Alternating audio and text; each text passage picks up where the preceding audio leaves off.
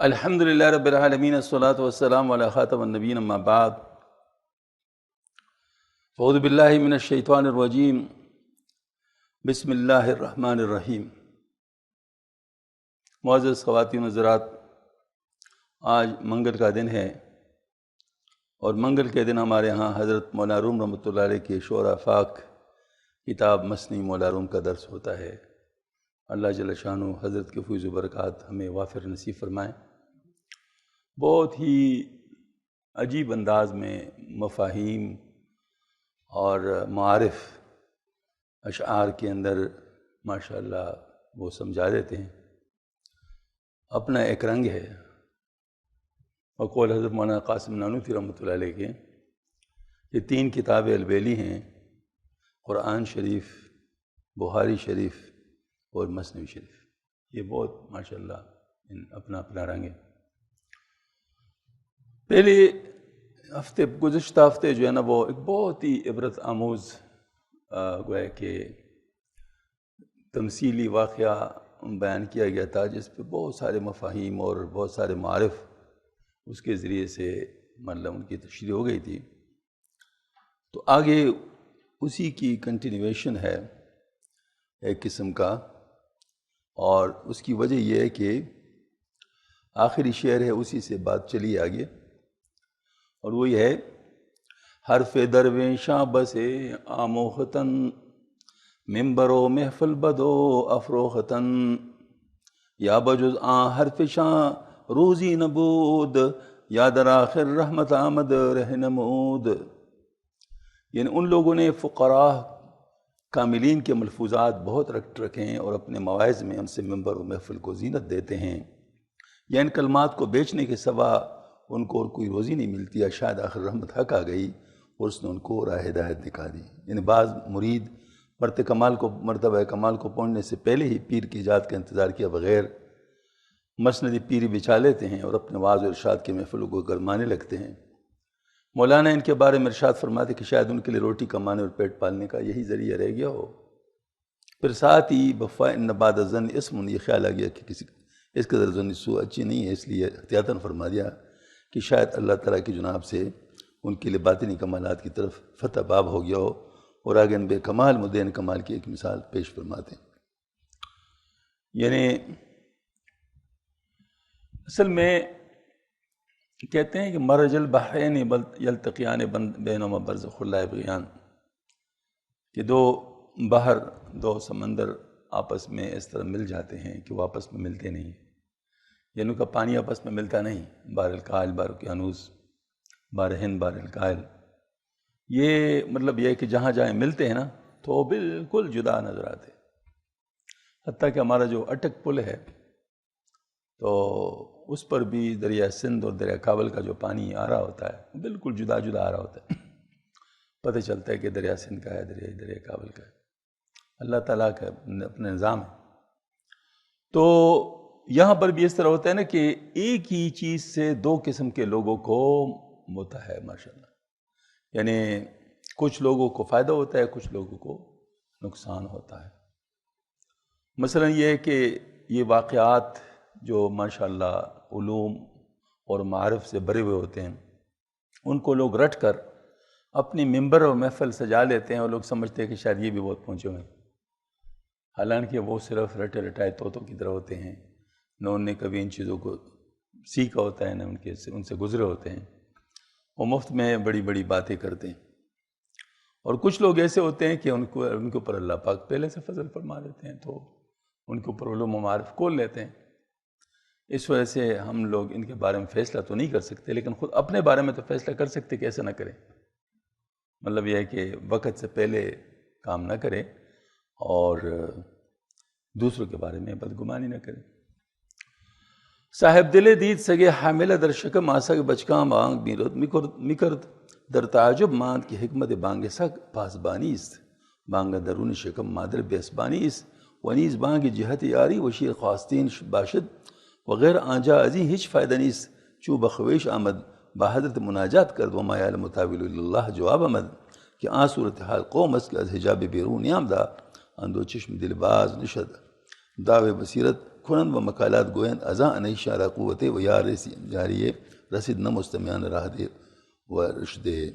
ایک صاحب دل نے خواب میں ایک حامل کتیا دیکھی جس کے پیٹ میں بچے بونک رہے تھے. وہ تعجب میرے کہ کتے کے بونکنے کی ہمت پہرا دینا ہے. ماں کے پیٹ کے اندر بونکنا پہرےداری کے بغیر ہے، اور ساتھ ہی بچوں کا بولنا مدد اور دودھ وغیرہ چھانے کے لیے ہوتا ہے. وہاں اس قسم کا بھی کوئی فائدہ نہیں. جب جاگا تو حضرت حق کے بارگاہ مناجات کی اس کی تعبیر اللہ کے سوا کوئی نہیں جانتا. جواب آیا کہ ان لوگوں کی صورتحال ہے جو حجاب سے باہر نہیں نکلے ہیں اور ان کی دل کی آنکھ ابھی نہیں کھلی لیکن بصیرت کا دعویٰ کر رہے ہیں، اور ایسی تقریریں کرتے ہیں کہ ان سے نہ ان کو کوئی قوت مدد پہنچتی ہے، نہ سننے والوں کو ہدایت اور راہ بھی. مطلب یہ ہے کہ حضرت نے ان کی مثال دی ہے ایسے لوگوں کی جو بے بصیرت ہوتے ہیں لیکن بصیرت آموز واقعات بیان کرتے ہیں. میں آپ سے اس کے بارے میں ایک بات عرض کروں. حال ایک کیفیت ہوتی ہے انسان کے ساتھ، اندرونی کیفیت کا اثر ہوتا ہے انسان کے جسم پر. انسان کبھی رو رہا ہوتا ہے، کبھی ہنس رہا ہوتا ہے، کبھی اچھل کود ہو رہا ہوتا ہے، کبھی چیخنے لگتا ہے. مطلب وہ اندرونی حالت کی وجہ سے، کبھی خوف کی حالت، کبھی خوشی کی حالت، کبھی حیرت کی حالت، اس کی وجہ سے اس کے باہر اس کے آثار مرتب ہو رہے ہوتے ہیں. یہ تو جو سچے لوگ ہیں ان کی بات کر رہا ہوں. لیکن چونکہ یہ لوگ عوام میں ان کی بڑی قدر ہوتی ہے ایسے لوگوں کی، تو لہٰذا کچھ لوگ ان کی یہ چیزیں سیکھ کر اس طرح کرتے ہیں اور ویسے اچھل کود کرتے ہیں، ویسے نعرے لگاتے ہیں، ویسے ہی روتے ہیں، ویسے ہی مطلب جو ہے نا وہ چیختے چلاتے ہیں. تو لوگ سمجھتے ہیں شاید یہ بھی وہی ہیں، حالانکہ وہ نہیں ہوتے، یہ تو صرف نقال ہوتے ہیں. ہاں جی، یہ صرف نقال ہوتے ہیں. ہماری چچی تھی تو وہ ظاہر بہت عرصہ مانسہرہ میں، یعنی اس کے ابا اوپر اللہ کے جو تھے اس میں تھی، تو وہاں کے احوال وغیرہ ظاہر ان کو. تو ایک دفعہ بتا رہی تھی کہ وہاں باقاعدہ جب کوئی فوت ہوتا تھا تو رونے والیاں ہائر کی جاتی تھی، یعنی رونے والی جو مطلب ہوتی تھی، مطلب وہ باقاعدہ ان کو بلایا جاتا تھا اور وہ روتی تھی، باقی عورتوں کو رلاتی تھی. یہ ایک پروفیشن تھا. تو یہ کہتے ہیں کہ ایک خاتون آئی تھی کسی موقع پہ رونے کے لیے، تو انہیں دوپٹہ اس طرح اپنے مطلب چہرے پہ ڈالا تھا اور زاروں قطار رو رہی تھی. دوسری خواتین بھی اس کے ساتھ رو رہی تھی. تو اس نے اپنے جو جاننے والی خاتون تھی تھوڑی دیر میں دوپٹے سے اپنا چہرہ نکالا. اس نے کہا میں اچھی طرح رو رہی ہوں نا. کہتے میں نے اس کو دیکھ لیا کہ میں اچھی طرح رو رہی ہوں نا. یا اس طرح جو ہوتے ہیں، مطلب یہ بعض بھیک منگے ہوتے ہیں، کچھ مجبور ہوتے ہیں، واقعاً مجبور ہوتے ہیں، غریب ہوتے ہیں، مسائل ہوتے ہیں، مسائل کا شکار ہوتے ہیں، پتہ نہیں کیا کیا حالات ہوتے ہیں، وہ بھی بھیک مانگتے ہیں. وہ بھیک نہیں مانگنا چاہتے لیکن مجبوری ان کی ہوتی ہے، کچھ حالات ان کے ایسے ہوتے ہیں. اور کچھ لوگ ایسے ہوتے ہیں جن کا پروفیشن یہ ہوتا ہے، باقاعدہ ان کو یعنی گینگز ہوتے ہیں، پالے ہوتے ہیں انہوں نے، اور باقاعدہ ان کو بٹھاتے ہیں، پھر ان کو اٹھاتے ہیں، پھر ان کو مطلب یعنی ان کا پورا ایک آرگنائزیشن ہوتی ہے. تو وہ جو صحیح لوگ ہوتے ہیں نا، مطلب جس کو کہتے ہیں نا مجبور، وہ ہر وقت ایک پریشان چہرے کے ساتھ ہوتے ہیں، کیونکہ وہ حالت ان کی ختم تو نہیں ہو رہی نا. بے شک ان کو کوئی بھیک دے نہ دے، ان کی حالت الگ ہے، لیکن ان کا جو غم ہوتا ہے وہ تو ان کے ساتھ ہی ہوتا ہے نا.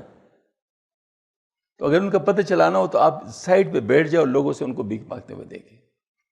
اگر بھیک مانگتے ہوئے ان کے چہرے پہ غم آتا ہے اور جب وہ لوگ چلے جاتے پھر اس کے بعد ان کا چہرہ سپاٹ ہو جائے، کوئی فرق نہ ہو، تو سمجھو کہ یہ پروفیشنل ہے، سمجھو کہ یہ پروفیشنل ہے. کیونکہ اس کے دل میں تو غم نہیں ہے نا، وہ تو ایک فیبریکیٹڈ چیز ہے. ہاں جی، تو اس کا صاف پتہ چل جاتا ہے کہ یہ پروفیشنل ہے. اور دوسرا جو ہے نا، وہ جو ہر وقت ان غم کا چہرے لیے ہوتے ہیں، تو اس کو سمجھو کہ مطلب واقعی ان کا پریشانی ہے، مطلب کوئی مسئلہ ہے. تھوڑا سا اگر ذرا مطلب ان کا جائزہ لیجیے. تو یہ مطلب حضرت مطلب فرمانا چاہتے ہیں کہ وہ اس ایسے شخص کے بارے میں کوئی بتانا چاہ رہے تھے، اللہ تعالیٰ ان کو علم دینا چاہتے تھے کہ کچھ لوگ ایسے ہوتے ہیں جو بے بصیرت ہوتے ہیں لیکن بصیرت والوں کی نقل کرتے ہیں، لیکن ان کے نقل سے نہ اس کو فائدہ ہوتا ہے نہ ان کو لوگوں کو فائدہ ہوتا ہے۔ ایک ڈرامہ ہوتا ہے اور وہ بار بار کھیلا جا رہا ہوتا ہے۔ آیا کہ میدید خواب اندر چلا، در رہے مادہ سگے بد حاملہ، ناگہاں آوازی سگ بچگاں شنید، سگ بچا اندر شکم بدنا پدین۔ ایک عابد آدمی نے چلہ کے اندر خواب میں دیکھا کہ راستے میں ایک حاملہ کتیا ہے۔ عابد لوگ بعد میں 40 روز تک ایک جگہ میں متکف رہتے ہیں، اس کو چلہ کہتے ہیں، یہاں مراد یہ ہے۔ اچانک اس نے کتے کے بچے کی آواز سنی، حالانکہ بچے پیٹ کے اندر مخفی تھے۔ پس عجب آمد ورا بانگہا، سگ بچا اندر شکم چوزد ندا۔ پس اس کو وہ آواز موجب تعجب معلوم ہوئی کہ کتے کے بچے پیٹ کے اندر کیوں کر بولنے لگے ہیں۔ سگ بچا اندر شکم نالا کنا، ہی چکس دی دست این اندر جہاں۔ کتے کا بچہ پیٹ کے اندر چلائے، کیا کسی نے تماشا دنیا میں دیکھا ہے؟ چو بجس ازوا کیا آمد بخیش، حیرت او دم بدم میں گشت بیش۔ جب وہ خواب سے جاگا تو ہوش میں آیا کہ اس کی حیرت دم بدم بڑھتی جا رہی تھی۔ در چلا نے کس کے گردد اقدال، جز در گائے خدائے عز و جل۔ چلہ کی تنہائی میں کوئی دوسرا آدمی موجود نہیں کہ اسے دریافت کرنے پر یہ عقدہ حل ہو جائے سوائے عز و جل شان کی درگاہ کے۔ گفت یا رب زی شکالو گفتگو، در چلا و امان دا از ذکر تو۔ دعا کی کہ الہی اس مشکل پر اس کی گفتگو کے سبب سے میں چلے کے اندر تیرے ذکر سے قاصر ہو رہا ہوں۔ پر من پک شایتا پرنا شوم، در حدی کا ذکر ستا شوم۔ میرے تعبیر فہمی کے پر کھول دیتا کہ میں پرواز کروں، ذکر کے گلزار اور سیب کے باغ میں پہنچوں۔ بانوس کو میں شعر یوں لکھے کہ پر من بخشائے تعبیر روم، در حدی کا ذکر نام ممنوع شوم، یعنی میرے پر کھول دے تاکہ میں اس مشکل سے باہر نکل آؤں اور ذکر کے بے منت باغ میں داخل ہو جاؤں۔ آمدش آواز ہاتف در زماں، کا مثال واضلا فی جاہلاں۔ اس وقت اس کو ہاتف کی آواز ہے کہ جاہل پیروں کے شیخی بگاڑنے کی اس کو ایک مثال سمجھو۔ کز حجاب و پردہ بیرو نام دا، چشم بستہ بیہدہ گویا شدہ۔ جو حجاب و پردہ سے باہر نہیں نکلے، آنکھیں بند کی ہوئے بیہودہ بکنے لگے۔ حجاب کیا مطلب ہے اور سے نکلنے کا مطلب کیا ہے؟ یہاں مطلب اصل میں اللہ جل شانہ کی ذات ورا الورا ہے، اور اللہ جل شانہ کی ذات بے مثل بے مثال ہے، اور اللہ جل شانہ وحدہ لا شریک ہے۔ اب اللہ پاک کی صفات جو ہے یہ چاہتے ہیں کہ اس کے ساتھ بغیر کسی شرک کے محبت کی جائے، اس لیے جو بھی کوئی چیز کوئی کسی اور چیز کے ساتھ کوئی اللہ کی محبت غیر اللہ کے ساتھ محبت کرتا ہے، اس کے لیے وہ حجاب بن جاتا ہے، وہ حجاب ہوتا ہے۔ اس وجہ سے اس وقت تک وہ اللہ جل شانہ کو نہیں پا سکتا جب تک اس محبت سے اپنے آپ کو نہ نکالے، یعنی اس حجاب سے اپنے آپ کو نہ نکالے، دنیا کی محبت سے جب تک نہ نکلے۔ تو دنیا اس کی محبت سے نکلنے کے لیے گویا کہ نفس کو فنا کرنا پڑتا ہے، ہاں جی، یعنی نفس کی خواہشات کو دبانا پڑتا ہے۔ جب تک نفس کی خواہشات موجود ہے تو حجاب موجود ہے۔ یہ نفس کی خواہشات جب تک زوراور ہیں اور ان سے اپنی منمانی کروا سکتے ہیں تو اس وقت تک حجاب میں، کیونکہ اللہ تک نہیں پہنچ سکتا ایسی صورت میں۔ اب جب یہ اللہ تک نہیں پہنچ سکتا تو یہ حجاب میں ہے، لہٰذا جو کچھ اس کے ساتھ ہو رہا ہے وہ نفس کی وجہ سے ہو رہا ہے، تو اس کی ریفرنس نفس ہے۔ جب یہ اپنے نفس سے نکل جائے اور نفس کو قابو کر لے اور نفس پہ کنٹرول پا لے تو اس صورت میں پھر اللہ کے لیے اس کا در اللہ کا در اس کے لیے کھل جائے گا۔ اس صورت میں جو کرے گا وہ اللہ کی طرف سے ہوگا۔ بات سمجھ میں آ رہی نا؟ ایسے وقت میں جو کچھ کرے گا وہ اللہ کی طرف سے کرے گا۔ تو جو لوگ ابھی نفس کے پابجولائے ہیں، یہ نفس نے اس کو مطلب دبایا ہوا ہے، تو یہ بے شک بزرگوں کی نقل کرتے رہے ہیں، لیکن اصل میں تو یہ نفس کے مارے ہوئے ہیں۔ ہاں جی، نفس کے مارے ہوئے ہیں، یہ تو سب کچھ نفس کے لیے کر رہے ہیں نا۔ مثلا میں یہاں بیٹھ جاؤں اور میں بڑی اونچی اونچی باتیں کروں، لوگوں کو گویا کہ اپنی طرف مائل کر دوں، سارا کچھ کر لوں، لیکن میرا مقصد صرف یہ ہو کہ میری شہرت ہو جائے اور لوگ مجھے بڑا پیر سمجھے اور میرے گھر والے نیارے ہو جائے اور ساری لوگ میرا ہاتھ چومنے لگے. یہ دنیا ہے. تو میں جو کچھ کروں گا اپنی دنیا کے لیے کروں گا، دنیا سے کروں گا نا. مطلب میرے ظاہر میرے اصل بات تو نہیں ہوگی نا، اللہ کی طرف سے تو نہیں ہوگی. ہاں جی. تو یہ مثال ہے ایسے کہ جب تک کسی کے آنکھیں واقعی نہیں کھلی، وہ نفس کے حجاب سے باہر جب تک نہیں نکلا، اس وقت تک وہ ظاہر مطلب ہے کہ وہ نہیں کر سکتا. تو یہ مطلب بنیادی بات ہے.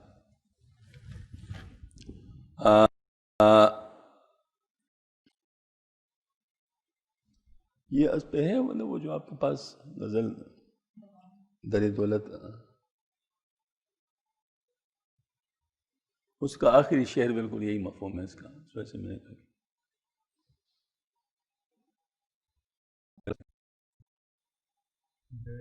دولت پہ اس کے جو بھی آیا تشنہ لب نکلا، میں مستی میں یہاں پر کب سے آیا اور کب نکلا. درے دولت پہ اس کے جو بھی آیا تشنہ لب نکلا، میں مستی میں یہاں پر کب سے آیا اور کب نکلا. عمق کیا جانے بہرے عشق کی سادہ ہیں ہم کتنے، عمق کیا جانے بہرے عشق کی سادہ ہیں ہم کتنے. نتیجہ اس کی پیمائش کبھی سوئے ادب نکلا، نتیجہ اس کی پیمائش کبھی سوئے ادب نکلا.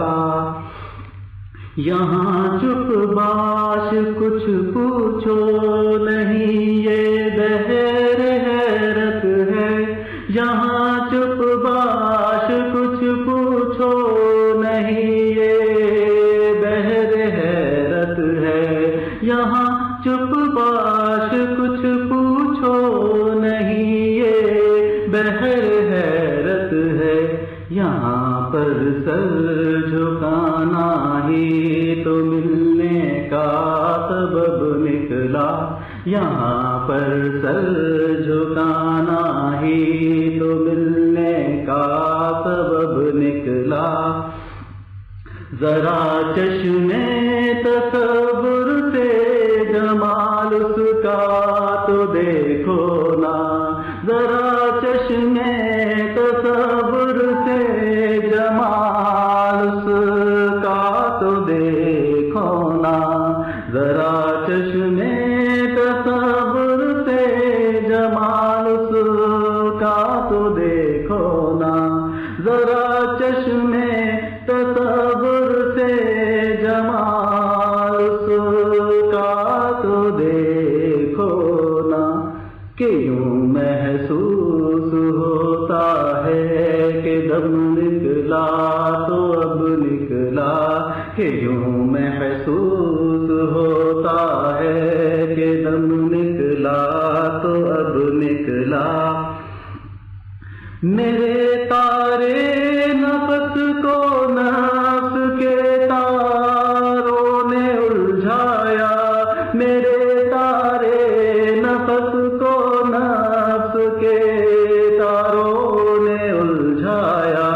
میرے دستے طلب کو اس نے جب پکڑا تو تب نکلا. یہاں پر شروع ہو جاتا ہے ہمارا جو ابھی موجودہ مفہوم اور مضمون ہے. تار نفس سے مراد روح ہے، اور نفس کے تار سے مراد نفس کے خواہشات ہے. یعنی میرے نفس کے خواہشات نے میرے روح کو ایسا الجھا دیا ہے، میرے روح کو ایسا باندھ دیا ہے کہ مجھے کچھ بھی سمجھ میں نہیں آتا کہ کیا کروں. ہاں جی. اس صورت میں جب میں نے چاہا کہ اللہ کا ہو جاؤں تو جب اللہ نے اپنے فضل سے میرے دست طلب کو پکڑ لیا تو پھر میں نکلا، اس کے بغیر مطلب گویا کہ میں نہیں نکل سکتا تھا۔ اس کو جذب وہابی کہتے ہیں۔ آج مطلب یہ ہے کہ گویا کہ جب تک جذب وہابی نہ ہو یعنی نفس کی اصلاح میں، اس وقت تک انسان نہیں، لیکن کوشش کرنی پڑتی ہے، کوشش جب قبول ہو جائے تو پھر کھینچ لیا جاتا ہے، کام بن جاتا ہے۔ اب آخر سے میرے دستے طلب کو اس نے جب پکڑا تو تب نکلا، قبول درخواست آنے کی پردہ نشین تب، قبول درخواست آنے کی پردہ نشین تب، شبیر بے آبرو نام محرم اس کا دل سے جب نکلا، شبیر بے آبرو نام محرم اس کا دل سے جب۔ یہ اصل میں وہ شعر ہے جس کے بارے میں حضرت نے ارشاد فرمانے ہوا ہے کہ یعنی میں نے اللہ کا بننا چاہا، میں نے اللہ کا بننا چاہا اور اللہ کو گویا کہ اپنے دل میں بسانا چاہا، لیکن اس وقت تک میری سنوائی نہیں ہوئی جب تک اللہ کا غیر محرم یعنی دنیا میرے دل میں تھی، کیونکہ اس کے ہوتے ہوئے اللہ تعالیٰ نہیں آتے، وہ حجاب ہے، اس کے ہوتے ہوئے اللہ میاں نہیں آتے، مطلب وہ حجاب ہے۔ تو اس غیر محرم کو بے آبرو کر کے نکالنا، یعنی دنیا کو بے عزت کر کے نکالنا، ہاں جی، یہ گویا کہ اللہ تعالیٰ کے ملاقات کے لیے، یعنی اللہ تعالیٰ کے وصال کے لیے گویا کہ صحیح مطلب درخواست ہے۔ ویسے تو زبان سے تمنائی کے طور پر سب کہتے ہیں نا، لیکن جو اللہ کے ساتھ محبت نہیں کر رہے، جو دنیا کے ساتھ محبت کر رہے وہ اللہ تعالیٰ کے ساتھ کیسے محبت کر سکتے ہیں؟ ہاں جی، وہ تو صرف ایک نمائش والی بات کر سکتے، نمائش والی بات کر سکے، اصل بات تو نہیں ہو سکتی۔ حضرت نے بھی یہی بات کی تھی نا کہ جو لوگ مطلب یہ ہے کہ ویسے ہی بڑی باتیں کرتے ہیں، اونچی اونچی باتیں کرتے ہیں، لیکن ان کے دل میں دنیا کی محبت ہوتی ہے تو حجاب میں ہوتے ہیں، حجاب میں ہوتے ہیں، ان کی باتوں کا کوئی ویلیو نہیں ہوتی، کیونکہ من جانب اللہ نہیں ہوتی، وہ تو ایک نفس کی بات ہوتی ہے، نفس کی وجہ سے آ رہی ہوتی ہے۔ یہ پرویز نے فرمایا۔ اچھا، اس وقت اس کو ہاتف کی آواز ہے کہ جاہل پیرو کے شیخی بگارنے کی ایک مثال سمجھو، کز حجاب و پردہ بیرون آمدہ، چشم بستہ بےہدہ گویا شدہ، جو حجاب و پردہ سے باہر نہیں نکلے، آنکھیں بند کیے بےہدہ بکنے لگے۔ بانگ سگ اندر شگم باشد زیاں، نے شکار انگیز و نے شاب ساز پاس باں، کتے کے بچے کا پیٹ کے اندر بولنا مفت کی تکلیف ہوتی ہے، نہ وہ شکار کی تحریک کرنے والا ہے اور نہ رات کو پہرے دینے والا ہے۔ اس طرح ان خام کار پیروں سے کوئی فیض نہیں پہنچتا۔ حضرت نے فرمایا اس خام کار پیروں سے کوئی فیض نہیں پہنچتا۔ گرگ نادیدہ کے دفع او بود، دزد نادیدہ کے منع او شود، اس نے بیڑیوں کو نہیں دیکھا کہ اس کو دفع کرے، چور کو نہیں دیکھا کہ اس کو روکے۔ یہ پیر اپنے مریدوں کے کسی نقص و کمی کو محسوس ہی نہیں کر سکتے تو اس کا تدارک کے کیا حق تدبیر کریں گے؟ مطلب ان کی باطنی آنکھ کھلی ہی نہیں، تو جب تک باطنی آنکھ نہیں کھلی ہوتی اس وقت تک کسی مرید کے بارے میں وہ کیسے جان سکتے کہ اس کو مسئلہ کیا ہے؟ اب دیکھیں ذرا تھوڑا سا ایک بات میں عرض کرنا چاہتا ہوں، ذرا ہم کمپیئر کر لے دنیائی زندگی، فزیکل لائف اور روحانی لائف، اسپریچول لائف۔ اگر کوئی فزیکلی بیمار ہو جائے اور ڈاکٹر کے پاس چلا جائے تو ڈاکٹر اسٹیتھوسکوپ کے ذریعے سے اس کو دیکھتا ہے، ایکس رے اس کا کرتا ہے، مختلف قسم کے ٹیسٹ کرتے ہیں، اس کا ایم آر آئی کرتے ہیں، اور پتہ نہیں مطلب جو ہے نا وہ کیا سی ٹی اسکین اور کیا چیزیں وہ کرنی پڑتی ہے، اس کے بعد کہیں وہ کسی نتیجے پہ پہنچتا ہے۔ وہ ساری چیزیں پروسیس سے گزر کے مطلب جو ہے نا وہ کچھ پھر بھی مسائل ہوتے ہیں۔ اب پیروں کے پاس کیا چیز ہے؟ نہ اس کے پاس اسٹیتھوسکوپ ہے، نہ کوئی اس کے پاس مطلب کوئی اور چیز ہے۔ آخر وہ کس طرح معلوم کرے؟ اور اسپریچول بیماری جسمانی بیماری سے زیادہ نازک ہے، زیادہ مخفی ہے۔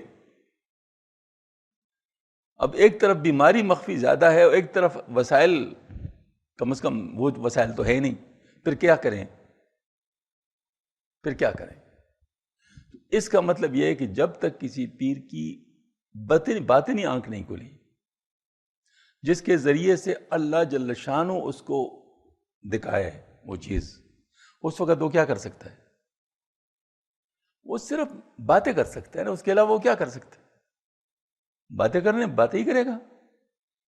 تو یہ مطلب یہ جو عموماً ایسا ہوتا ہے، ہمارے حلیمی صاحب رحمۃ اللہ علیہ، ان کا قادری سلسلہ کا ان کے اوپر بڑا ماشاءاللہ ان کا اثر تھا، یعنی قادری سلسلے کی طرف کافی وہ مائل تھے۔ تو مجھے ایک دفعہ فرمانے لگے مختلف سلسلوں کے بارے میں، تو فرمایا قادری سلسلہ جو ہے نا ایسا ہے، چونکہ اس کی ویسی نسبت زیادہ ہوتی ہے، تو یہ ایک جگہ چشمہ خشک ہو چکا ہوتا ہے، لوگ ادھر بیٹھے ہوتے ہیں، وہاں کچھ بھی نہیں ہوتا، کسی اور جگہ نکل چکا ہوتا ہے، لوگ وہاں بیٹھے ہو کر انتظار کر رہے تھے کہ ہمیں مل جائے گا، پانی کسی اور جگہ چلا گیا ہوتا ہے۔ مطلب یہ میں نے قادری سلسلے کے بارے میں مجھے یہ بتایا تھا کہ یہ ایسا سلسلہ ہے کہ اس میں چونکہ وہی نسبت اگر کسی کی نہ ہو تو پھر بس ٹھیک ہے بیٹھا رہے لوگ بھی بیٹھے رہے، ہاں جی، لیکن جن کی وہ نسبت بنی ہو تو پھر اللہ تعالیٰ پھر دکھاتا ہے پھر کیسے ماشاءاللہ ان کا سلسلہ چلتا ہے، ہاں جی۔ تو یہ جو ہے مطلب یہ والی بات ہے کہ اس طرح اپنے اپنے سلسلوں کے اپنے اپنے رنگوں نے بتایا، حضرت نے بتایا۔ تو یہاں پر یہ والی بات ہے کہ جب تک کسی کی باطنی آنکھ نہ کھولے، ان کے پاس کیا ذریعہ ہے، کس طریقے سے معلوم کرے؟ کچھ بھی پتہ نہیں ہوتا۔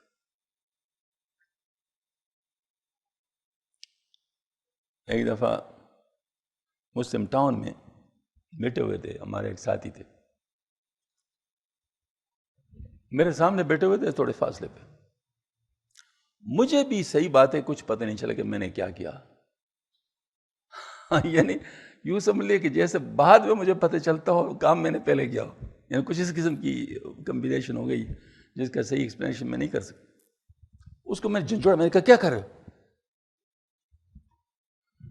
اس طرح ہو گیا اس سے بعد مجھے کہتے حضرت آپ نے تو مجھے بہت دور سے کھینچا ہے، میں تو کہیں اور پہنچ گیا تھا۔ ہاں جی، اب مجھے اس کے بات پہ بھی حیرت، اپنے کام پر بھی حیرت کہ میں نے کیا کر دیا، لیکن وہ خود مجھے کہہ رہا ہے کہ آپ نے مجھے بہت دور سے کھینچا ہے، میں تو کہیں اور پہنچ گیا تھا۔ ہاں جی، اب یہ من جانب اللہ ہے کہ اللہ پاک کی طرف سے بات تھی جس پہ میں کم از کم اپنے آپ کو تو نہیں کچھ کمال سمجھتا کہ میرا کوئی کام تھا یا میں نے کچھ کیا یا مجھے کچھ اس کی سمجھ تھی۔ ہاں جی، بعض دفعہ یعنی ایک شخص بہت اچھا پرفارم کر رہے ہوتے ہیں لیکن اس کے ساتھ معاملہ مختلف ہوتا ہے، بعض دفعہ لوگ ایسے ویسے نظر آتے ہیں لیکن ان کے ساتھ معاملہ مختلف ہوتا ہے۔ اب یہ بات صحیح بات ہے، مطلب سمجھ میں آنے والی باتیں نہیں ہیں، وہ بعد میں پتہ چلتی ہیں کہ اچھا جو بالکل بنے ٹنے تھے وہ کس طرح بنے ٹنے تھے، اور جو بالکل بکھرے ہوئے نظر آتے ہیں ان کی وجہ کیا تھی اور کیا مسائل تھے، وہ سب باتیں پھر بعد میں پتہ چلتی ہیں۔ لیکن اللہ تعالیٰ کام کرواتا ہے، اللہ جل شانہ کا اپنا ایک نظام ہے، اس کے ذریعے سے سارے کام چلتے ہیں۔ تو یہ میں اس لیے عرض کرتا ہوں کہ جب تک وہ وہی جو سے پہلے والا شعر، میرے دستے طلب کو اس نے جب پکڑا تو تب نکلا، یعنی جب تک وہ والی بات نہ ہو کہ اس کی طرف سے پکڑا نہ جائے، اس وقت تک انسان کیا کر سکتا ہے؟ وہ تو بالکل ہی محجوب ہے، کچھ بھی نہیں کر سکتا، اندھا ہے، بہرا ہے، گونگا ہے، کچھ بھی نہیں کر سکتا۔ ہاں ٹھیک ہے، لوگ کے سامنے بڑی شاندار گفتگو کرے گا لیکن اس کی گفتگو بے حاصل ہوگی۔ ہاں جی، وہ بے شک بہت بڑے بڑے لیکچر دے گا لیکن لیکچروں کا کوئی اثر نہیں ہوگا، جبکہ بعض لوگوں کا بالکل بولتے بھی نہیں لیکن اثر ہوتا ہے۔ ہمارے خواجہ خان محمد صاحب رحمۃ اللہ علیہ، ان کو غالباً بنور ٹاؤن کی بات ہے کہ وہاں پر گئے تھے تو حضرت مولانا بنور صاحب رحمۃ اللہ نے ان کو بلایا تھا۔ تو یہ طالب علم ہوتے ہیں، سارے طالب علمی کا اپنا ایک کام ہوتا ہے، اور یہ جو تصوف کا لائن بالکل مختلف ہے۔ تو طالب علموں نے آپس میں بات کی کہ کمال ہے، ہم تو سمجھ رہے تھے کہ حضرت تقریر کریں گے لیکن یہ تو حضرت بالکل ہی خاموش بیٹھے ہوئے۔ تو کسی نے حضرت تک یہ بات پہنچائی کہ کچھ لوگ ایسے کر رہے ہیں کہ وہ ہے کہ طالب علم میں تو چاہتے ہیں کہ کچھ، حضرت نے فرمایا اپنے زبان میں آج کہ جو ہمارے خاموشی سے نہیں لے سکتے تو ہماری گفتگو سے بھی نہیں لے سکتے. ہمارے خاموشی سے نہیں لے سکتے ان کا ہمارے گفتگو سے بھی نہیں لے سکتے. اب ظاہر مطلب ہے کہ ان کا اپنا انداز تھا اور من جانب اللہ تھا، تو لہٰذا اسی طریقے لوگوں اس سے فائدہ ہوتا تھا. ہاں جی، تو یہ مطلب ظاہر ہے کہ ہر ایک کا اپنا اپنا انداز ہوتا ہے اور وہ من جانب اللہ ہوتا ہے. جن کے اللہ تعالیٰ کے ساتھ تعلق ہو، جن کا اللہ کے ساتھ تعلق ہوتا ہے، وہ اگر بول بھی رہے تو من جانب اللہ بول رہے، اور اگر خاموش ہے تو من جانب اللہ خاموش ہے. ہاں جی، کسی کو ہنسا رہا ہے، کسی کو رلا رہا ہے، کسی کو پچھلا رہا ہے، مختلف طریقوں سے مطلب اللہ پاک کا اپنا ایک نظام ہے، لوگوں کو چلا رہا ہوتا ہے. اچھا، از حریسی وز ہوائے سروری در نظر گند و بلا فی دن جری. حرص اور بزرگ باشی کی خواہش سے خیالات میں گندگی سمائی ہے اور شیخی بگاڑنے میں دلیر ہے. از ہوائے مشتری وہ کاروبار بے بصیرت پانہا دادر فشان. اپنے خریداروں کی آمد اور کاروبار کی گرم بازاری کی خواہش میں بلا بصیرت بےہودہ گوئی میں قدم رکھ دیتے. ماہ نادیدہ نشنہا میں دہد روزتائے رابدہ کسر میں نہد. چاند کو دیکھے بغیر نشان دے رہا ہے اور غریب دیہاتی کو یوں گمراہ کر دیتا ہے. یعنی وہ سیدھے سال لوگ کو حقائق و معرف کی خودساختہ بات سنا کر اپنے دام مکر میں پھنسا لیتا ہے. کسر میں نہد اے برائے کنج میں انداز ماہ دیدن سے مشاہدہ حق مراد ہے. مشتری نادید گویت صد نشان جاج خائد دوغ نوشد کفن زنا. یعنی ادھر خریدار بھی اس کے دام میں پنسے جاتے اور اس کے کمال کی حقیقت کو دیکھے بغیر اس کی تصدیق میں سینکڑوں شواہد بیان کرنے لگتا ہے. بکواس کرتے اور خوشی سے تالیاں بجاتا ہوا دھوکہ کھاتا ہے. یعنی لوگ بھی از برائے مشتری در وصف ما صد نشان نادید گوید بہر جا. بزرگی حاصل کرنے کی غرض سے خریدار کو پاسنے کے لیے ماہ حقیقت کی تعریف میں بے دیکھے سینکڑوں نشان بیان کرنے لگتا ہے. مشتری کو سود جویت خود یکے اس لیے کہ ایشاں راد رادے بوشگیس. مگر وہ حقیقی خریدار جو ہمارے نفع کا خواہاں ہے وہ تو ایک وحدہ لا شریک ہی ہے، مگر ان بناوٹی پیروں کو شک و شبہ ہے. چنانچہ وہ کم بخت انہی دنیا دار خریداروں کو اپنا رزاق سمجھتے، اس لیے انہی کو اپنے دام فریب میں پانچنے کی کوشش کرتے رہتے ہیں. اگر خدا تعالیٰ کی رضاکیت پر پختہ یقین ہوتا تو اس پر توکل کرتے اور اس قابل شرم دکانداری سے باز آتے، مگر انہوں نے ان دنیا داروں کے پیچھے خدا کو بلا رکھا ہے. چنانچہ فرماتے ہیں، کیا عجیب بات حضرت نے فرمائی ہے. مجھے بتائے پیر کے پاس لوگ کس لیے آتے ہیں؟ کیا وجہ ہوتی ہے؟ مقصد بنیادی کیا ہوتا ہے؟ ہاں جی، اصلاح ہوتی ہے. اصلاح کس چیز کی؟ نفس کی. کیسی اصلاح؟ کہ نفس پہ قابو آ جائے اور اللہ کی معرفت حاصل ہو جائے. کیونکہ یہ حضرت عبداللہ بن عباس رضی اللہ عنہ کی تفسیر ہے، وما خلقت الجن والانس الا لیعبدون، کہ نہیں پیدا کیا میں نے جنات کو اور انسانوں کو مگر اپنی عبادت کے لیے. تو اس کی تفسیر میں حضرت فرماتے اے لیعرفون، یعنی یہ کہ مجھے پہچان لیں. اس کا مطلب ہے کہ عبدیت اور معرفت یہ ساتھ ساتھ ہے. یعنی عبدیت سے معرفت اور معرفت سے عبدیت یہ لازم ملزوم ہے، چلتا رہتا ہے، سلسلہ چل رہا ہوتا ہے. اب یہ کہ یہ جو انسان ہے، مطلب جو اللہ تعالیٰ کی معرفت جس کو حاصل ہو جاتی ہے تو وہ اللہ کا بندہ بن جاتا ہے. وہ کسی اور کی پرواہ نہیں کرتا، وہ صرف اللہ تعالیٰ کا بندہ بن جاتا ہے. اللہ ہی کو وحدہ لا شریک سمجھتا ہے اور اللہ ہی کو رزاق سمجھتا ہے. اللہ ہی کی ہر صفت پر اس کو یقین ہوتا ہے، لہٰذا وہ مستغنی ہوتا ہے، وہ بالکل پرواہ نہیں کرتا. ہاں جی. اب جو پیر اس لیے مرید کے جس کو کہتے ہیں نا وہ کیا ہوتے ہیں، نخرے اٹھائیں کہ مجھے کوئی دنیا کا فائدہ پہنچائے، تو کیا یہ پیر پہنچا ہوا ہے؟ وہ تو خود ابھی نفس کے مارے مطلب ظاہر ہے وہ یعنی وہ ابھی پنسا ہوا ہے. تو ایسی صورت میں دوسرے کو کیا پہنچائے گا؟ کیونکہ خود ہی نہیں پہنچا ہوا. جس راستے پہ کسی کا خود گزر نہ ہو اس راستے پہ کسی کو کیسے لے جا سکتا ہے؟ ناممکن ہے. تو ایک تو یہ بات ہے، بہت آسان ٹیسٹ ہے کہ جو پیر آپ کے مال پر نظر رکھے ہوئے یا آپ کے کمال پر نظر رکھے ہوئے ہے اور اس کو اپنے لیے ذریعہ سمجھتا ہے کمانے کا، تو سمجھو کہ وہ تو پہنچے ہی نہیں، وہ تو خود پنسا ہوا ہے۔ ہاں البتہ ایک بات ضرور ہے، لیکن ہے بہت نازک فرق، وہی مرج البحرین والی بات۔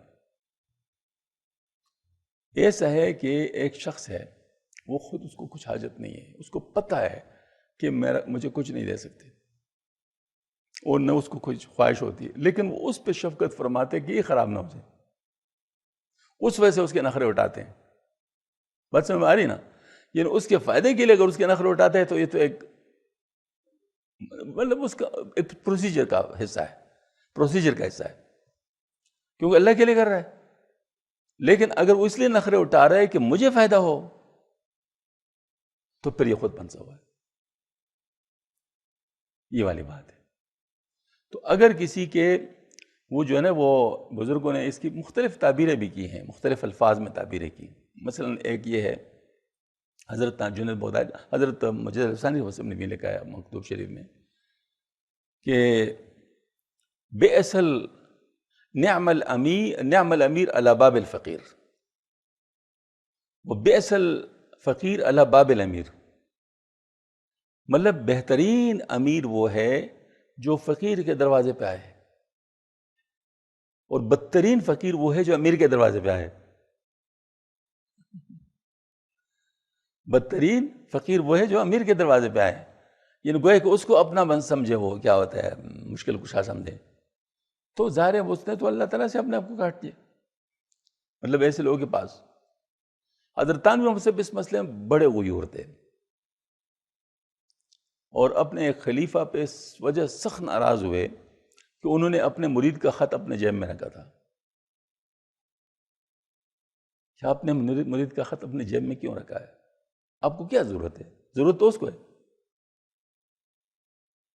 ہاں جی، حضرت کے لوگ منتیں کرتے تھے بیعت کے لیے، نہیں کرتے تھے، شرطیں لگاتے تھے، یہ کرو یہ کرو یہ کرو یہ کرو، جو شرطوں کو پورا کرتے تھے اس کے بعد پھر ان کو بیعت کرتے، ورنہ نہیں کرتے تھے، پھر بھی لاکھوں مرید تھے۔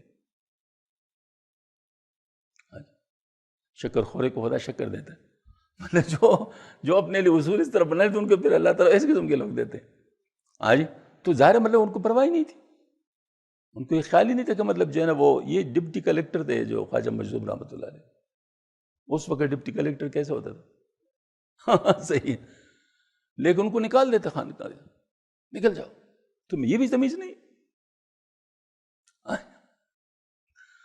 خواجہ مرزا احمد جانا رحمۃ اللہ علیہ وقت کا بادشاہ آیا ان کے پاس، تو خود اٹھ کے، کوئی خادم تو تھا نہیں، اٹھ کے اس نے پانی پیا، بادشاہ تھے، کٹورا گڑے پہ رکھا، ٹیڑھا رکھا، انہوں نے کہا کہ کٹورا تو سیدھے رکھ نہیں سکتے، بادشاہ کیا کرو گے؟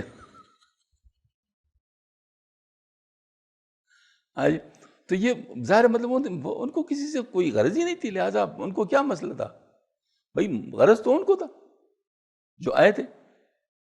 تو یہ میں اس لیے عرض کرتا ہوں کہ جو بات ہے کہ اگر کوئی مستغنی ہے اور پرواہ نہیں کرتا تو سمجھو کہ الحمدللہ کچھ ہے، لیکن اس کو اپنے پورے دیکھنا، ایسا نہ ہو کہ وہ بناوٹی والے مستغنا ہو، جیسے کہ وہ بھیک مانگنے والے میں مطلب بناوٹی طور پہ بنا کرتے ہیں، بلکہ وہ ذرا تھوڑا سا اندازہ کر لو ادھر ادھر سے پوری طرح کہ آئے واقعی مطلب اس طرح ہے نہیں، کیونکہ یہ چیز جو ہے مطلب یعنی ہم نے دیکھا ہے پنجاب میں اور سندھ کی بات کرتا ہوں، with due respect to all Punjabis and Sindhis، لیکن یہاں پر معاملہ بہت گڑبڑ ہے، یہاں معاملہ بہت گڑبڑ ہے، یہاں پیری مریدی کا معاملہ ہی الٹا ہے۔ یہ پیری مریدی جو اسٹینڈرڈ ہے وہ اتنا گرا ہوا ہے کہ آدمی حیران ہوتا ہے کہ مطلب خدا کے بندے تھوڑا سا ہوش سے تو کام لو۔ ہاں جی، وہ کیسے؟ مطلب یہ ہے کہ یقین جانیے ہم نے خود دیکھا ہے، اپنے مقصد کے لیے، اپنے اس کے لیے جو ہے نا پیروں کے سامنے بڑے خوش آمدی بن جاتے ہیں، لیکن ان کے دل میں اس کا کوئی احترام نہیں ہوتا، وہ ان کو عام جیسے مطلب لوگ ہوتے پیشور، تو آپ مثال کے طور پر میں مار کے جیسے منتیں کرتے ہیں اپنے کام کے لیے، تو بس اس قسم کی، یا ڈاکٹر کی آپ جیسے کرتے ہیں، کسی اور کی کرتے ہیں، مطلب جو آپ جس کے ساتھ آپ کا کوئی دنیا کا کام ہے، آج اس کام نکالنے کے لیے آپ کرتے، آگے پیچھے پھر کوئی اثر نہیں۔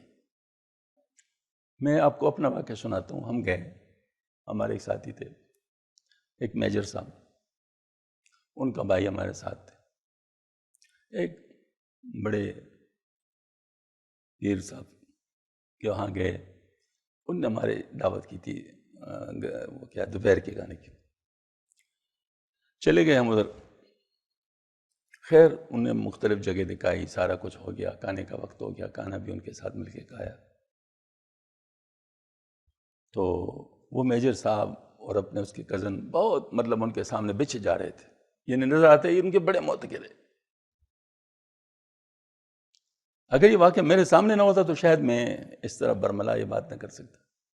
ہاں جی، تو وہ بچھے جا رہے تھے، اور مطلب ہم سمجھتے ہیں کہ شاید یہ بہت اس کا مداح ہے یا مطلب وہ ہے، ہاں، لیکن کیا ہوا، باہر آ کر اس نے اپنے بھائی سے پوچھا جو ہمارے ساتھی تھے، کیا آپ کا بھی یہ مستقبل ہے، یعنی آپ بھی یہ بننا چاہتے ہیں؟ تو اس نے کہا نہیں۔ اب اس فکر سے آپ خود اندازہ لگائیں کہ مطلب کیا تھا اس کا، یعنی اپنے بھائی کے لیے اس مستقبل کو پسند نہیں کر رہے تھے کہ اس طرح پیر بن جائے۔ سمجھ میں آ گئی نا بات؟ لیکن اپنے مطلب کے اس لیے اس کے سامنے بچے جا رہے۔ اب بتاؤ یہ کیا چیز ہے؟ یہ بالکل ایک دنیا کا گیم ہے۔ پیر بھی دنیا دار اور مرید بھی دنیا دار، مرید بھی دنیا کے لیے محنت سماجت کر رہے، پیر بھی دنیا کے لیے ٹرخا رہا ہے۔ ایسا ہے نہیں ہے؟ اب ایسے لوگ کی کیا اصلاح ہوگی؟ اور ایسے پیر اصلاح کیا کرے گا؟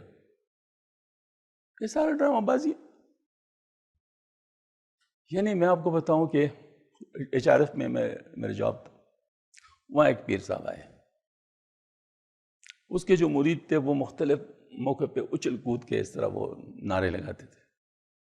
تو ہم ان کو کہتے بھئی تمہارا یہ جو کام ہے وہ ہے، لیکن یہ آفس میں اس طرح نہ کیا کرو، کیونکہ آفس کا اپنا ایک ڈوگرم ہے، مطلب طریقہ کار ہے، وہ جو ہے نا مطلب اس میں تو اپنے جگہ پہ کر لیا کرو، آفس تو اس چیز کے لیے نہیں ہے نا۔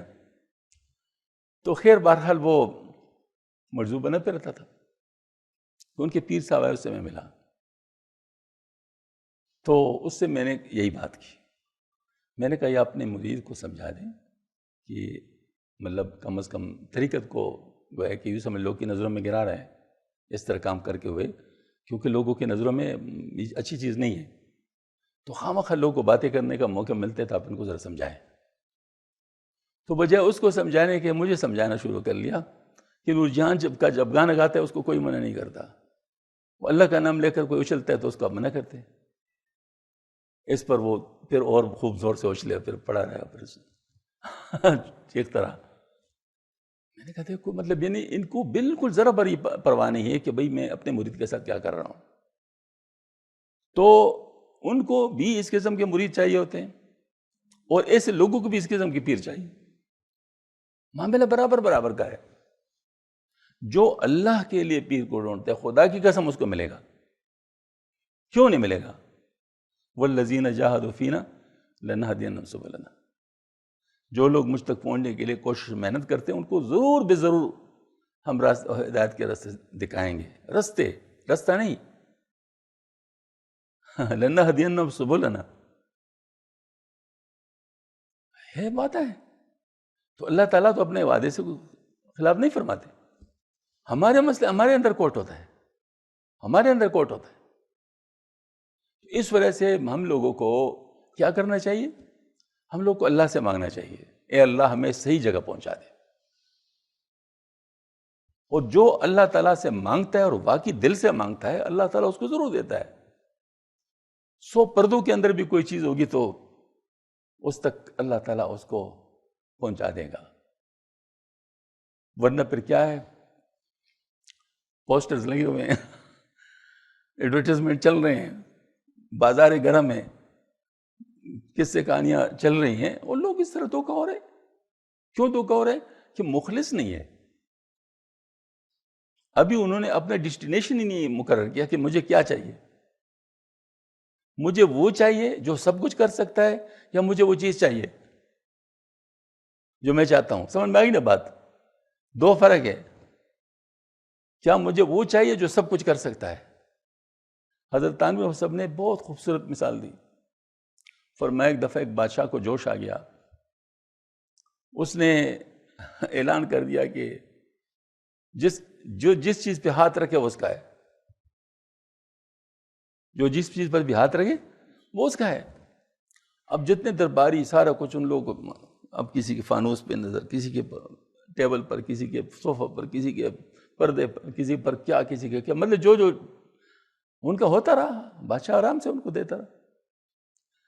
ایک باندی پیچھے کڑی تھی، وہ پنکھا جل رہی تھی بادشاہ کو.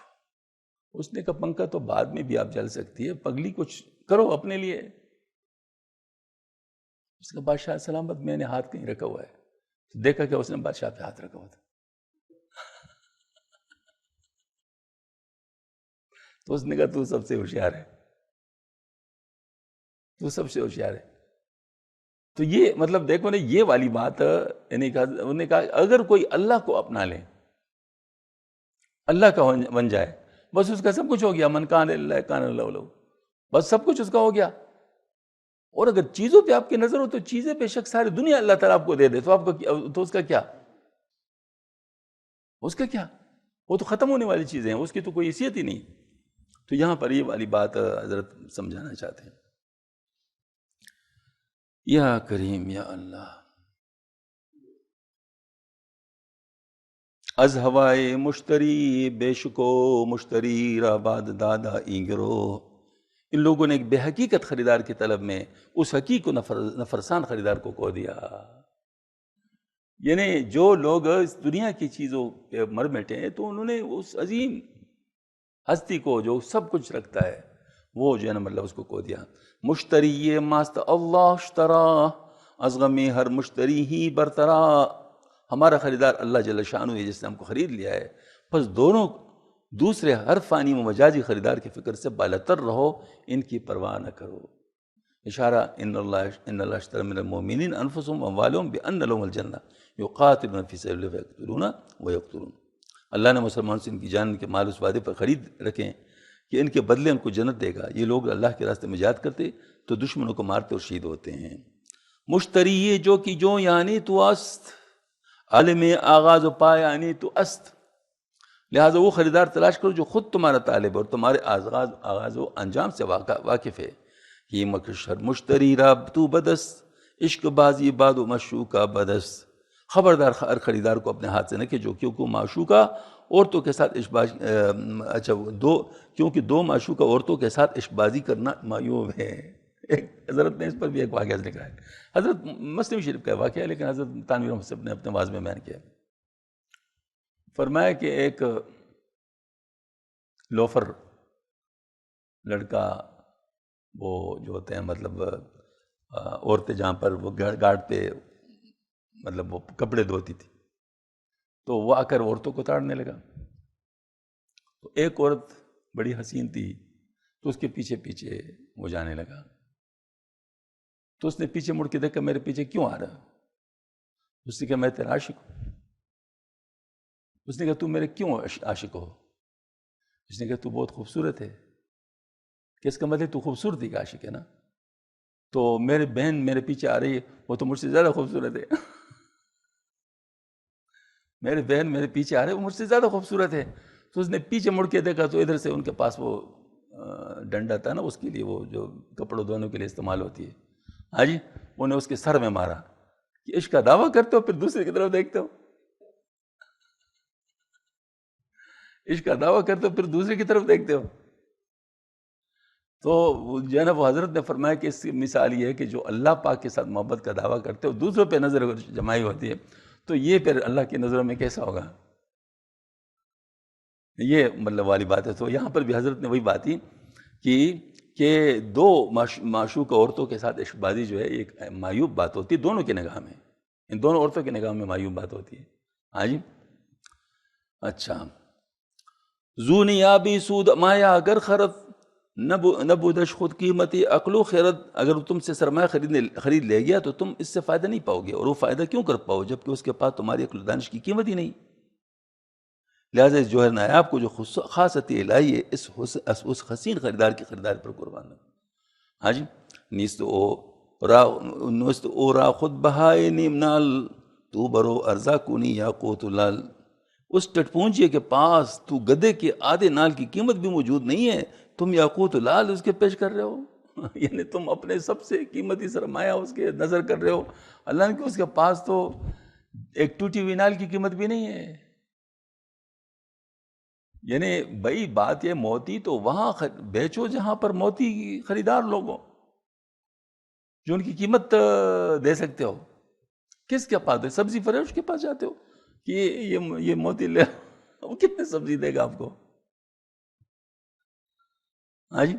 تو یہ مطلب یہ ہے کہ یہ گویا کہ آپ اپنے ایمان اور اپنے جو یعنی اللہ پاک نے جو شان دی ہے انسان کو، وہ تمہیں کس کے سامنے گروی رکھ رہے ہو؟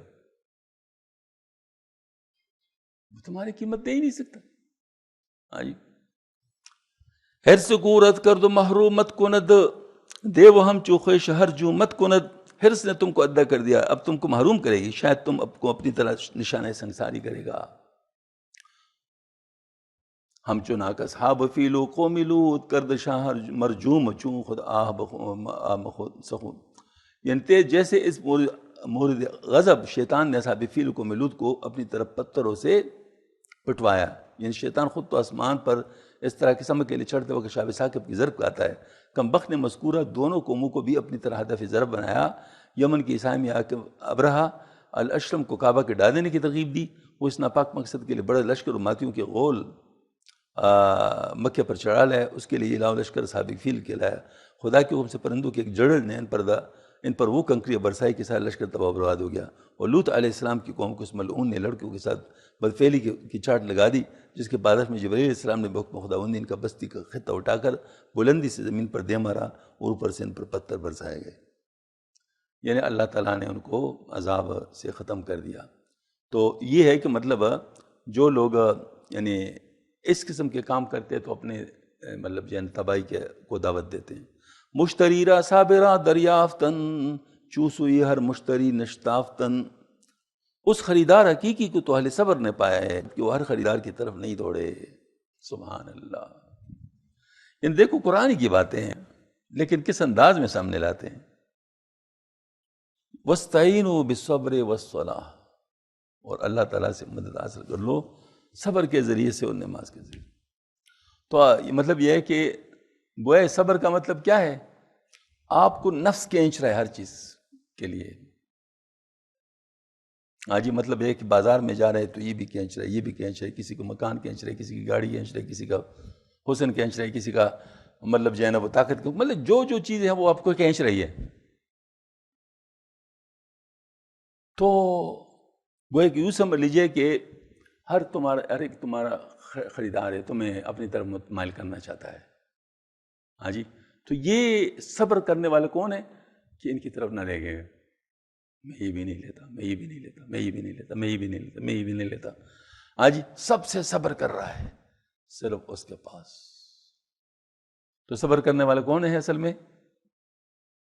جو اللہ جل شانہ کی طلب کی وجہ سے تمام نفس کے مطالبات کو رد کر دے، وہ صبر ہے. یعنی صبر کی ڈیفینیشن بہت جنرل ہے. جو اپنے رب کو پانے کے لیے نفس کے طرح طرح کے جو مطالبات ہیں سب کو رد کر لے اور نفس کی داؤ میں نہ آئے. اور جو نفس کی داؤ میں نہیں آتا وہ شیطان کی داؤ میں بھی نہیں آتا. شیطان نفسی کو استعمال کرتا ہے. لہذا اصل مطلب صبر کرنے والا وہ ہے. ہاں جی. تو گویا کہ جو صبر کرتا ہے وہ اللہ کے لیے کرتا ہے تو پھر اللہ اس کے ساتھ ہوتے ہیں. ان اللہ مع الصابرین. بے شک اللہ صبر کرنے والوں کے ساتھ ہے. وہاں کے گردانی دو روزہ مشتری بخت و اقبال و بقا زو شد بری. جس شخص نے اس خریدار برحق سے رخ موڑ لیا، بخت و اقبال نصیب اقبال اور پائیداری سے کنارکش ہو گئی. یعنی وہ کہ جس شخص نے اس خریدار حق یعنی اللہ جل منہ موڑ لیا چیزوں کے لیے، تو بخت نے اس سے منہ موڑ دیا. کیوں؟ وجہ کیا ہے کہ دیکھو یہاں جتنا کچھ اس کو ملے گا کتنے دیر کے لیے ملے گا، آخر ختم ہو جائے. سلطان حضرت جو تھے سلطان ٹیپو رحمۃ اللہ علیہ، وہ مسلمانوں کے لیے، اسلام کے لیے لڑ رہے تھے انگریزوں کے خلاف، اور میر صادق ان کا جو تھا وہ بادشاہ بننے کے لیے غداری کر گیا. خدا کی شان کہ وہ سلطان ٹیپو رحمت سے پہلے مرا. اس کو سلطان ٹیپو کے ایک وفادار سپاہی نے مارا. جب اس کو پتہ چلے کہ آ رہا ہے تو اس کو بلایا کہ آؤ میں آپ کو ایک میسج دوں جو مجھے سلطان نے دیا آپ کے لیے. اس نے کہا پتہ نہیں کیا بات کرنا چاہتا ہے. تو انہوں نے کہا کدھر ہے؟ کہتے میں تو زخمی ہوں تو میں تو ہاتھ نہیں لگا سکتا، تو خود ہی میرے ادھر ہے، مطلب خود نکالو. جب اس کے لیے قریب آیا تو اس نے چھری اس کے پیٹ میں.